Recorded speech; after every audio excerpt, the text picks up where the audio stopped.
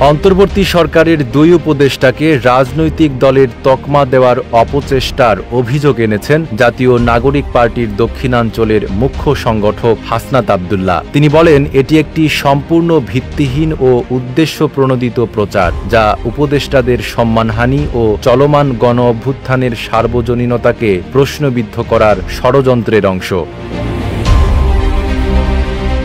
তিনি দাবি করেন, এই দুই উপদেষ্টা কোনো রাজনৈতিক দলের প্রতিনিধি নন, বরং তারা আন্দোলনের সার্বজনীন প্রতিনিধি হিসেবে সরকারে দায়িত্ব পালন করছেন। হাসনাত আব্দুল্লাহ বলেন, তাদেরকে দলীয় পরিচয়ে ট্যাগ করার প্রচেষ্টাকে আমরা তীব্রভাবে নিন্দা জানাই। তারা এনসিপি বা অন্য কোনো দলের প্রতিনিধি নন, তারা এই সরকারে জনগণের পক্ষ থেকে প্রতিনিধিত্ব করছেন।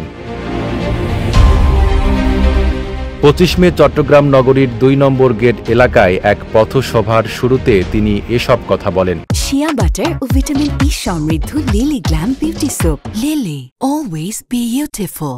সেখানে তিনি আরও জানান, বিচার ব্যবস্থার সংস্কার, নতুন সংবিধান প্রণয়ন, গণপরিষদ ও আইনসভার নির্বাচন, আহত ও শহীদ পরিবার পুনর্বাসন সহ মৌলিক সংস্কারের দাবিতে তারা সরকারের প্রধান উপদেষ্টার কাছে সুস্পষ্ট বার্তা দিয়েছেন। সেই সঙ্গে দ্রুত নির্বাচনের রোডম্যাপ ঘোষণার দাবিও জানানো হয়েছে।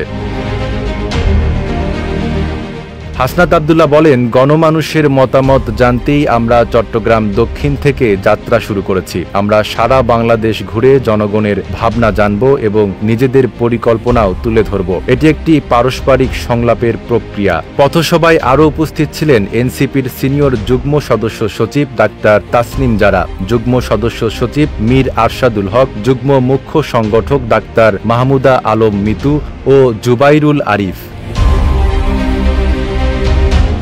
নাইম আরাবী, ঢাকা পোস্ট।